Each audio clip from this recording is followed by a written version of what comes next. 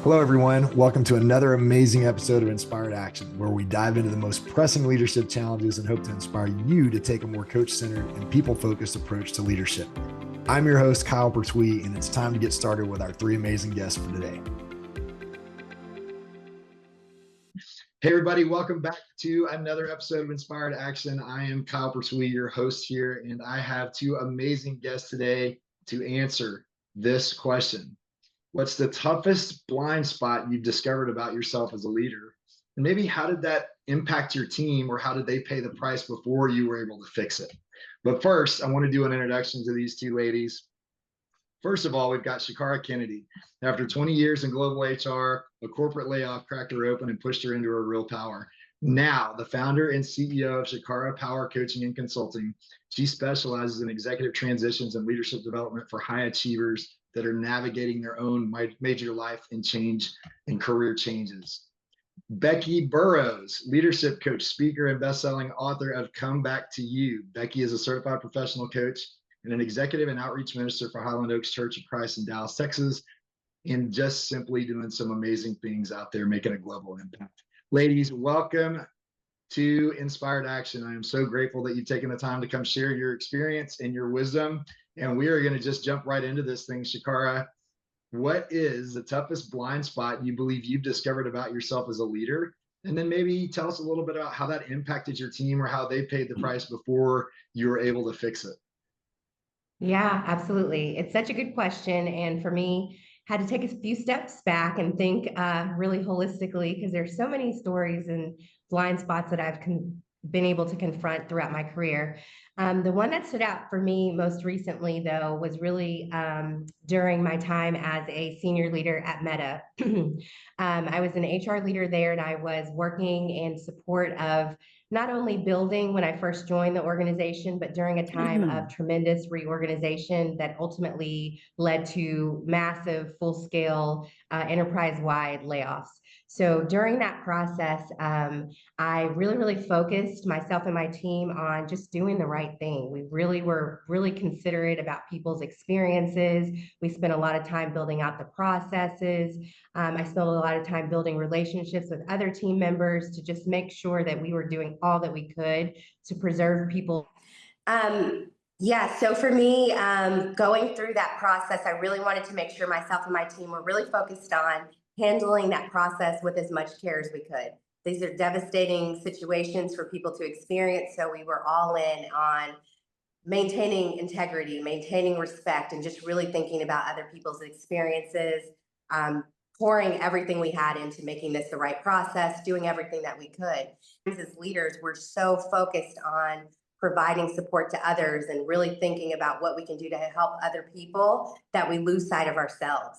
And so one of the blind sites that I recognized is that throughout that process, I'd kind of given my power away and really given myself so much to other people and to the organization and to other people's experiences that I lost a little bit of agency on my own self. I stopped wondering, is this a place that's good for me? How am I feeling? How am I experiencing this? Am I taking care of myself? Am I really maintaining my agency as the CEO of my own life and my own career? And so me doing that kind of inadvertently shared that message with my team, where you give everything you have, you give everything that you can do, and you don't take care of yourself. So that was a blind spot that ultimately led to, myself and several members of my team being impacted by layoffs that we helped architect. So it was a situation where, we were kind of so focused on helping everybody else that we didn't take care of ourselves. We weren't networking our own selves. We weren't looking for opportunities. We weren't collecting recommendations, all the things that you should do as a CEO of your own career. So I had to struggle with that my own feelings about giving my own power away, and then connecting with members of my team who had, up to the very moment, given everything they had to a company, an organization, and a team that kind of left them high and dry the next day. So I think that was really the catalyst for me to really think about leadership a little bit different, really think about myself really differently and really make the intentional decision after 20 years in corporate to move into coaching and to really work with people, whether they're in corporate or not, whether they are an entrepreneur or not, whether they are a leader or not, really for people to just say, as a leader, as I contribute, as I give, as I do everything I can to be a top performer and, support the mission, I always have to be the CEO of my own career, my own life. And I always have to make sure that as I'm giving, I'm taking care of myself. I do my best work. I'm a better leader and I'm a better person when I take care of myself first. So that was a blind spot. It was not an easy one to learn, but I just feel so grateful for that opportunity. And I've had the opportunity to connect with the other members of my team that were also impacted and support them through their transitions. So it's been such a learning experience for me, for sure. Yeah, I'm sure. I mean, it's kind of that fallacy of the always on leader, right? And it's not like burnout just automatically hits you in the face one day. It's that slow build and Yeah. realizing that the same energy that allows people to be so great at serving others has to be the same energy that we apply to ourselves. I mean, it is, and we very quickly forget that, right? So Has to be quickly. Yeah. intentional. I love it. I love it. Let's jump over to Becky. What would you add to that? For myself, my blind spot, or add to what? Yeah. Yeah. Yeah. Okay. What would you add from Well, the perspective of your toughest blind spot? the hardest part for me is keeping it singular. I've been in leadership for 50 years now. My very first leadership role was when I was a teenager and thrust into a role at this after school job I had, and being in charge of other kids my age. It was very daunting. And so I look back over my leadership career and I can see several blind spots and things that I have learned about myself over the years because I'm a learner and I'm always trying to, personal growth and development. One of the most recent ones has to do with I have a strong work ethic and perfectionistic tendencies. I like to say Mm. I'm a recovering perfectionist, but I'm not there yet. And what happens when you're in a Still trying to be perfect at that, right? what happens when you're in a leadership role and you're a perfectionist is one can fool oneself into thinking, okay, I'm in charge here. I have to have the most duties because I want to make sure they're done right and like I want them because it's a reflection on me. And you can go down that path, and I have many times. But the problem with that I understand now that I didn't understand early on is that leadership is about influence. It's about developing other leaders. It's not about doing all the things. It's about making sure the things get done. And delegating appropriately and leaving for myself the things that only can be done by me.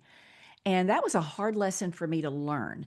And I exhausted myself try and didn't wasn't team building in doing so, and not Mm. developing other people and their skills. And it really came home to me.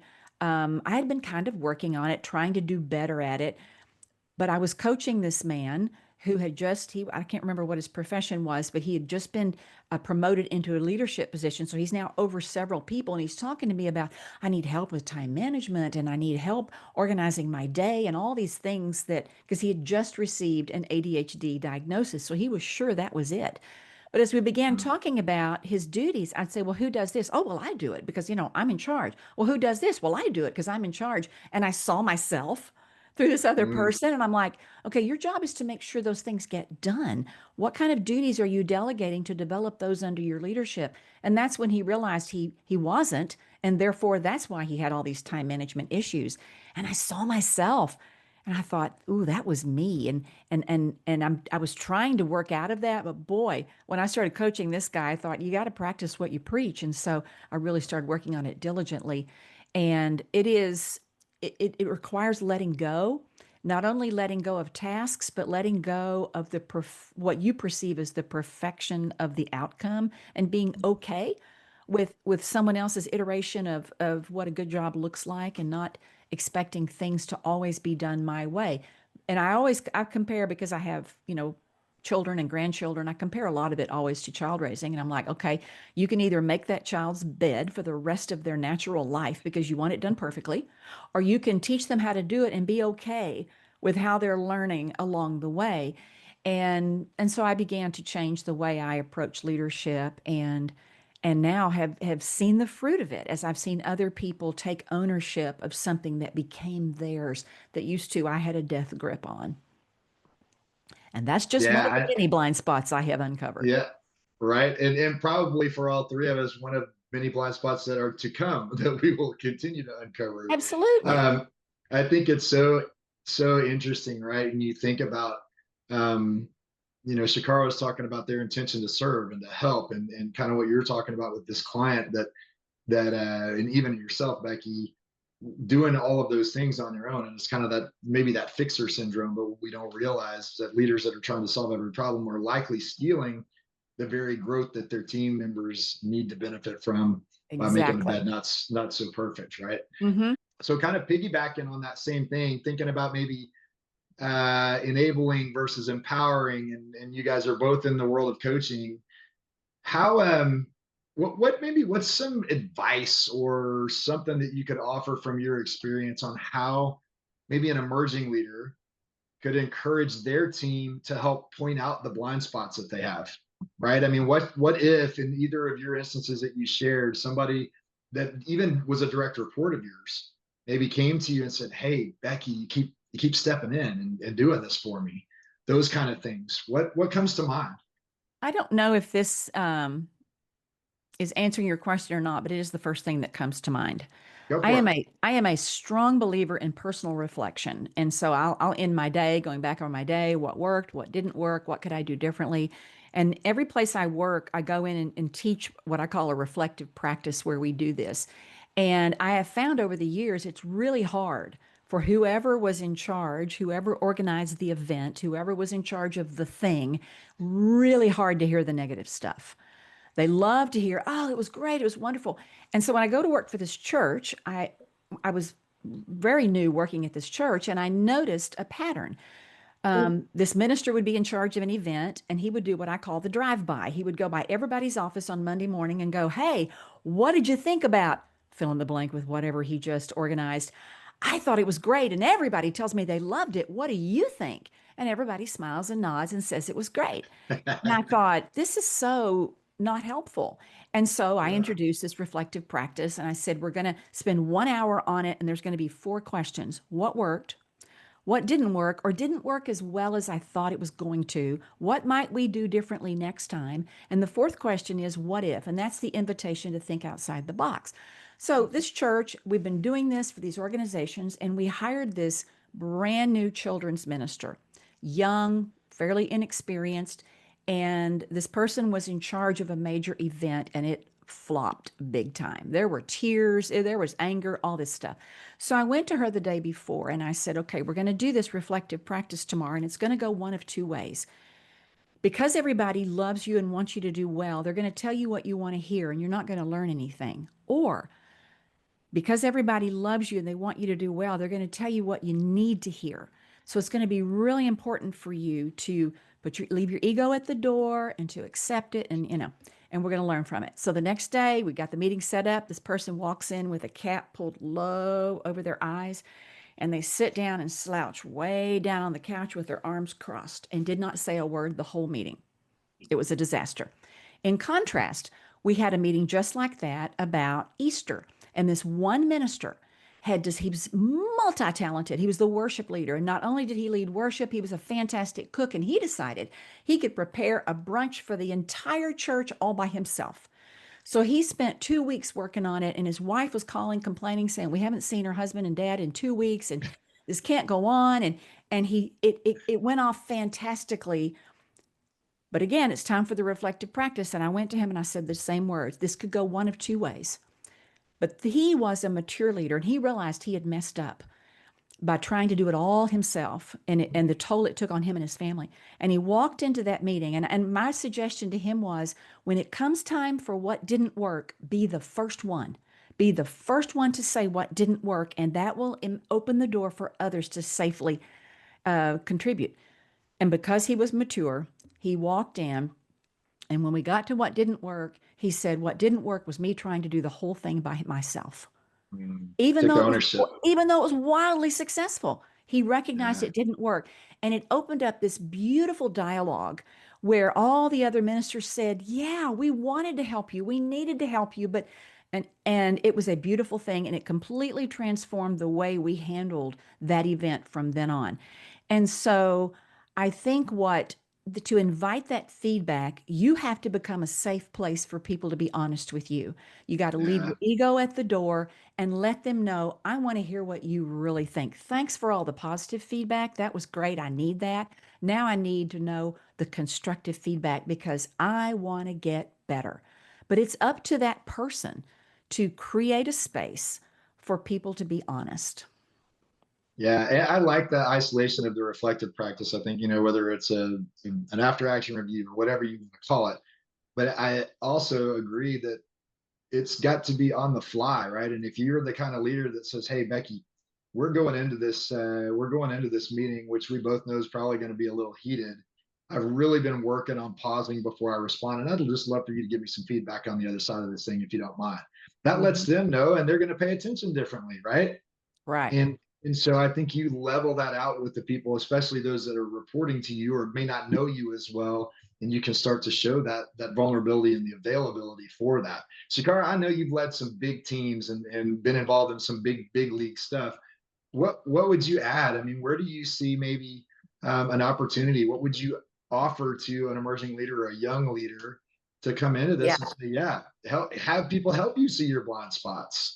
Yeah, no, I mean, I think the fact that someone asked that is the first step. Like they're open to it and open to the process. I love what Becky mentioned.